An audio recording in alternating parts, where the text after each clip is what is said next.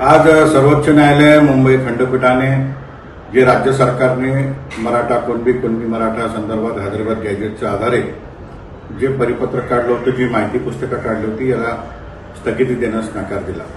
मी न्यायालयाचं स्वागत करतो आणि त्याच वेळी छगन भुजबळ साहेबांना आठवण करून देऊ इच्छितो. मी पहिल्या दिवशीच म्हटलं होतं आपण न्यायालयात जाण्याची भाषा करता न्यायालयामध्ये याच्यावर चर्चाच होऊ शकत नाही, कारण यामध्ये सरसकट मराठा समाजाला आरक्षण दिलेलं नाही. या पलीकडे राज्य सरकारच्या वतीने आजची भूमिका मांडण्यात आली.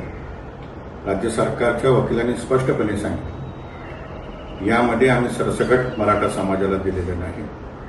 ही माहिती पुस्तिका किंवा ही पद्धत आहे, प्रक्रिया आहे, कशा पद्धतीने मराठा समाजाने ज्यांच्याकडे नोंदी असतील अशांना सर्टिफिकेट देण्यात यावं यासाठी या सूचना प्रशासनाला आम्ही केल्या. भुजबळ साहेबांना मी प्रश्न विचारितो.